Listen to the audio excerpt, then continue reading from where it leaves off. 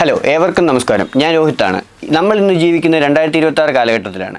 ഈ കാലഘട്ടത്തിൽ നമ്മുടെ എല്ലാവരുടെയും കയ്യിലുള്ള ഒരു ഉപകരണമാണ് ഈ സ്മാർട്ട് ഫോൺ. ഈ സ്മാർട്ട് ഫോണിലൂടെ നമുക്ക് ഈ ലോകത്തുള്ള ഏത് കോണിലുള്ള വിവരങ്ങളും വിരൽത്തുമ്പിൽ ലഭിക്കും. നമ്മുടെ വീട്ടിലുള്ള പ്രായമുള്ളവരും ഈ സ്മാർട്ട് ഫോൺ യൂസ് ചെയ്യുന്നുണ്ട്. അവർ മിക്കവാറും പേരും യൂസ് ചെയ്യുന്നത് എന്തിനാണെന്ന് വെച്ചാൽ കോളുകൾ വരുന്ന അറ്റൻഡ് ചെയ്യാനും സംസാരിക്കാനും മാത്രമാണ്. അവർക്ക് ചെയ്തു കൊടുക്കാൻ പറ്റുന്ന എളുപ്പത്തിലുള്ള കുറച്ച് കാര്യങ്ങളാണ് ഞങ്ങൾ ഈ വീഡിയോയിലൂടെ ഷെയർ ചെയ്യുന്നത്. ഇതിൽ വീട്ടിലുള്ളവർക്ക് എളുപ്പത്തിൽ നമ്മുടെ ബന്ധുക്കളെയോ സുഹൃത്തുക്കളെയോ വിളിക്കണമെന്നുണ്ടെങ്കിൽ സ്പീഡ് ഡയൽ എന്ന് പറയുന്ന ഒരു ഓപ്ഷൻ ഉണ്ട്. ഈ ഓപ്ഷനിലൂടെ അവർക്ക് നിസ്സാരമായി 2 അമർത്തി പിടിച്ചാൽ ആർക്ക് കോൾ വേണമെന്ന് സെറ്റ് ചെയ്യാനുള്ള ഒരു ഓപ്ഷൻ അവൈലബിൾ ആണ്. അതിനായിട്ട് അതെങ്ങനെയാണ് സെറ്റ് ചെയ്യുന്നത് വെച്ചാൽ, നമ്മൾ ഫോൺ ആപ്ലിക്കേഷൻ ഓപ്പൺ ചെയ്ത് അതിലെ സെറ്റിങ്സ് തുറന്ന് അതിനകത്ത് സ്പീഡ് ഡയൽ എന്ന് പറഞ്ഞ ഓപ്ഷൻ കാണും. ആ സ്പീഡ് ഡയൽ എടുത്ത് നമുക്കവിടെ നമ്പറുകൾ സെറ്റ് ചെയ്ത് കൊടുക്കാൻ പറ്റും. 2, 3, 4 അങ്ങനെ ക്രമത്തിൽ. അതിൽ 2ൽ നമുക്ക് വേണ്ടപ്പെട്ട ആരുടെ കോൺടാക്റ്റ് ആണോ സെറ്റ് ചെയ്യേണ്ടത് ആ കോൺടാക്റ്റ് സെറ്റ് ചെയ്ത് കൊടുത്താൽ, എന്നിട്ട് നമ്മൾ തിരിച്ച് വന്ന് ഫോൺ എടുത്ത് അതിൽ 2 അമർത്തി പിടിക്കുകയാണെങ്കിൽ അവർക്ക് ആ കോൾ പോകുന്നതാണ്.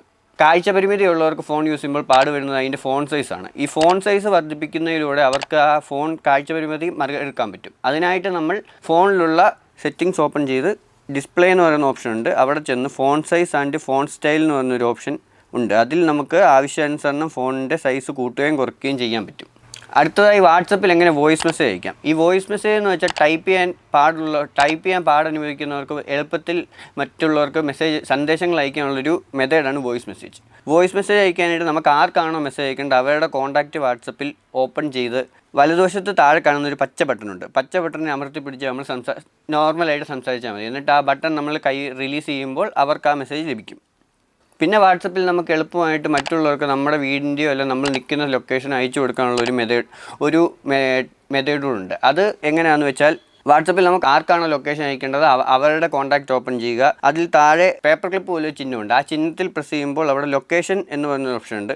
ആ ലൊക്കേഷനിൽ ക്ലിക്ക് ചെയ്ത് അവിടെ വരുമ്പോൾ 2 ഓപ്ഷൻസ് ആണ് വരുന്നത്, കറൻറ്റ് ലൊക്കേഷനും ലൈവ് ലൊക്കേഷനും. ഇതിൽ കറൻറ്റ് ലൊക്കേഷൻ നമ്മൾ സെൻഡ് ചെയ്യുകയാണെങ്കിൽ അവർക്ക് എളുപ്പത്തിൽ നമ്മൾ നിൽക്കുന്ന ലൊക്കേഷനോ അല്ലെങ്കിൽ നമ്മുടെ വീടിൻ്റെ ലൊക്കേഷനോ കണ്ടുപിടിക്കാൻ എളുപ്പമായിരിക്കും. ഇതുപോലുള്ള കുഞ്ഞു കുഞ്ഞു കാര്യങ്ങൾ ഉപയോഗിക്കുന്നതിലൂടെ സ്മാർട്ട് ഫോൺ ഉപയോഗം വീട്ടിലുള്ള പ്രായമുള്ളവർക്ക് എളുപ്പമാക്കാൻ പറ്റും. നന്ദി. ഇഷ്ടപ്പെട്ട ലൈക്ക് ചെയ്യുക, സബ്സ്ക്രൈബ് ചെയ്യുക. നന്ദി.